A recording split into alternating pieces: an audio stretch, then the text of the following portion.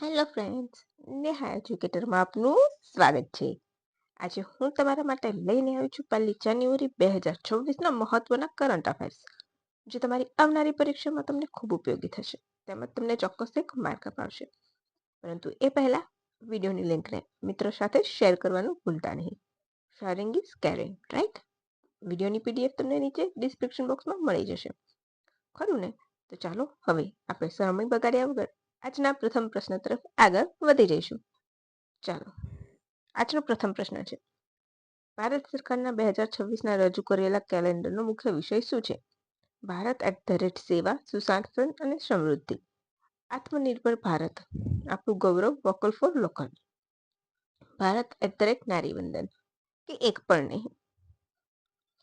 બોલો.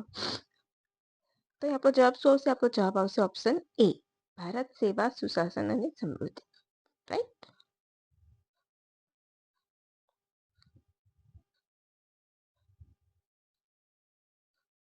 ચાલો, આ કેલેન્ડરમાં કુલ 13 ભાષાઓમાં ઉપલબ્ધ છે. દરેક મહિના માટે અલગ વિષય આપવામાં આવ્યો છે.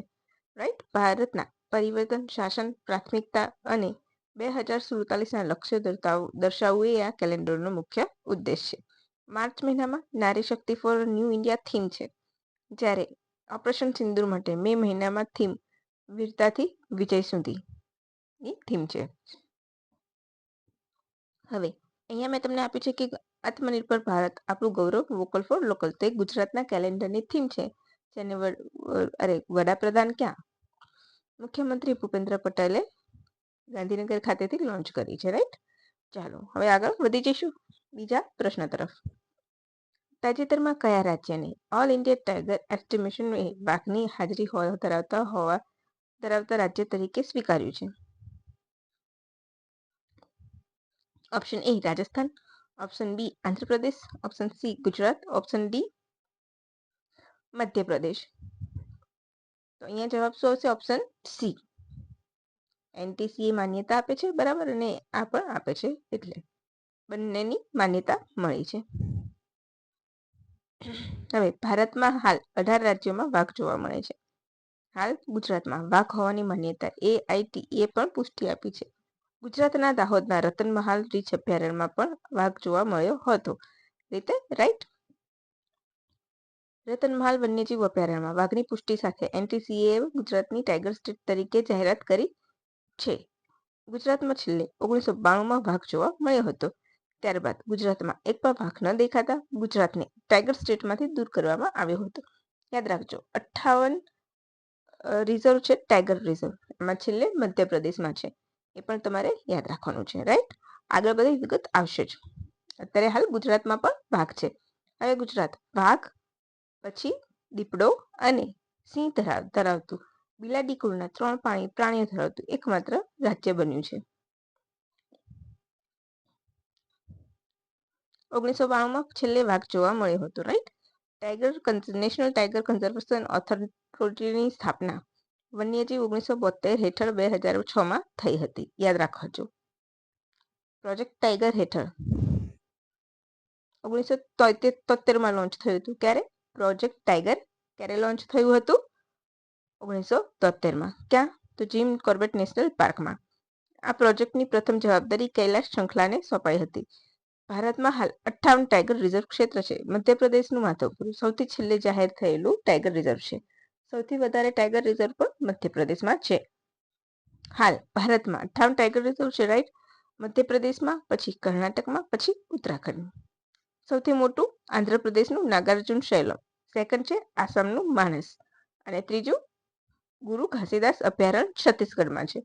રાઈટ? આ 3 પ્રથમ ક્રમે આવશે. યાદ રાખવાનું છે. ટાઈગરમેન ઓફ ઇન્ડિયા કોણ જાણીતું છે? વાલ્મીકી થાપર. આ લાસ્ટ તલાટીની એક્ઝામમાં પૂછાયેલું છે, અને મેં તમને આ કરાવ્યું પણ હતું. રાઈટ? મેં તમને લગભગ તલાટીની એક્ઝામમાં જે લાસ્ટ 6 મંથ કરંટ કરાવ્યું હતું, એમાંથી અડધું ઓળખ એમાંથી આવ્યું હતું.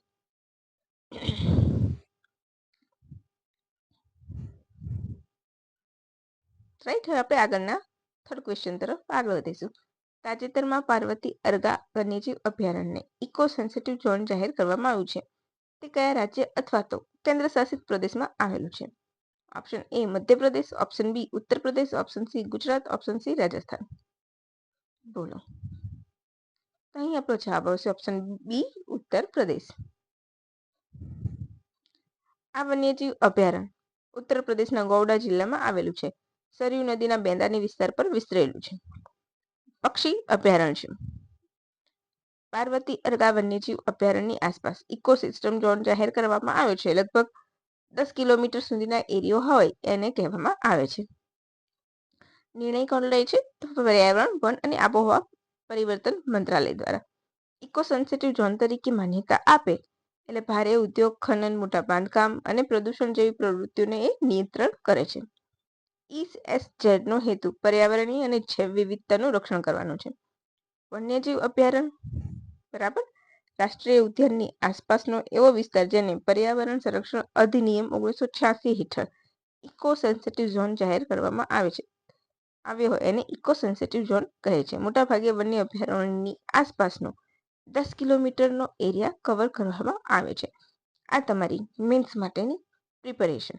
તમને ઇકો સેન્સિટિવ ઝોન વિશે માહિતી આપે તો તમે આ લખીને પૂછી શકો છો કે સરકાર તરફથી આવા પગલાં લેવામાં આવે છે. પછી ઇન્ડિયન AI રિસર્ચ ઓર્ગેનાઇઝેશન સ્થાપના ક્યાં કરવામાં આવી? Option A Gandhinagar, option B Ahmedabad, option C Navi Delhi કે ઓપ્શન ડી સુરત. તો આપણો જવાબ શું આવશે? આપણો જવાબ અહીં આવશે આપણો જવાબ એ. રાઈટ. ગુજરાતે PPP model public private partnership right.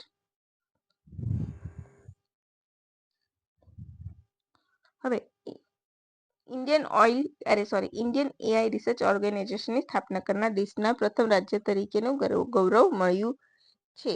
Done. યાદ રહ્યું? કયા આઈસાની હેઠળ સ્થાપના કરી છે ગુજરાતે? તો PPE. PPE એટલે બોલો. PPE એટલે શું? પબ્લિક પ્રાઇવેટ પછી પ્રાઇવેટ પબ્લિક અને બોલો બોલો તમને ખ્યાલ જ હશે.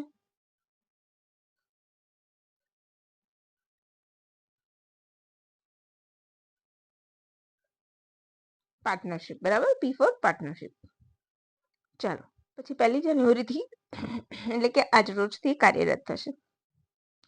એ શું કરશે? તો ગુજરાતની આ પહેલ AI માટે કુશળ અને ભવિષ્યનું માનવ સંસાધન બળ તૈયાર કરવા સાથે AI સેક્ટરમાં ભારતને ગ્લોબલ કોમ્પિટિટિવ લીડર તરીકે પ્રસ્થાપિત કરશે અને ઇમેજિંગ ટેકનોલોજી ઇનોવેશન માટે ગુજરાતના સ્થાનને વધુ મજબૂત બનાવશે. રાઈટ. હવે આજનો છેલ્લો ક્વેશ્ચન. ગ્લોબલ ફેમિલી ડે ક્યારે ઉજવવામાં આવે છે? Option A 31 December, option B 29 December, option C 1 January, option D એક પણ નહીં. તો અહીંયા પર જવાબ આવશે option C 1 January global family day. બરાબર. હવે આપણે થોડીક ભારત @ જોઈશું મનોરંજન અને મીડિયા જગત. તો 71મો રાષ્ટ્રીય ફિલ્મ પુરસ્કાર નવી દિલ્હીના વિજ્ઞાન ભવનમાં આયોજિત થયો હતો. બરાબર. મલયાલમ સિનેમાના દિગ્ગજ અભિનેતા મોહનલાલને દાદા સાહેબ ફાળકેથી સન્માનિત કરવામાં આવ્યા હતા.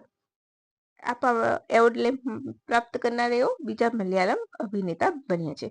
તો તમારે યાદ રાખવાનું છે કે દાદા સાહેબ ફાળકે એવોર્ડ કોને મળેલો છે? તો મલયાલમ અભિનેતા મોહનલાલ. રાઈટ. હવે IIFA એવોર્ડ્સ 2025 આઈફા. રાઈટ. આપણે શું કહીએ છીએ સાદી ભાષામાં? આઈફા. જયપુરમાં આયોજન થયું હતું. 25મી એની શું હતી? રજત જયંતિ કહી શકીએ છીએ આપણે. રાઈટ. Silver jubilee. એની શાનદાર કઈ ફિલ્મ હતી? તો લાપતા લેડીઝને મળ્યું હતું સૌથી જ્યાદા એટલે કે સૌથી વધારે એવોર્ડ કોને મળ્યા હતા? લાપતા લેડીઝને. ડન. પછી 56મો ઇફી એટલે કે જે આપણે ગોવામાં આયોજિત થાય છે એ 80થી વધારે દેશોએ ભાગ લીધો હતો. રાઈટ. જાપાન ફોકસ કન્ટ્રી રહ્યું હતું. રાઈટ. અને સુપરસ્ટાર રજનીકાંત એમને આજીવન યોગદાન માટે શું કરવામાં આવ્યા હતા? સન્માનિત કરવામાં આવ્યા હતા. Focus country Japan. આયોજન ગોવામાં તો થાય છે જ દર વર્ષે. રાઈટ. યાદ રાખજો. પછી વાવ સમિટ યોજાય મુંબઈમાં.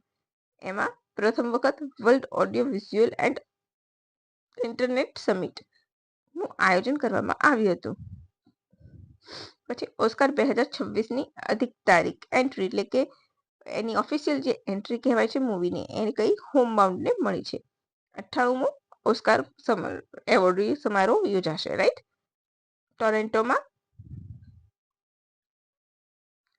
પછી શોલેની 50 વર્ષ પૂરા થયા, right. Sholay the final cut નામથી તો ફરીથી રિલીઝ કરાઈ હતી.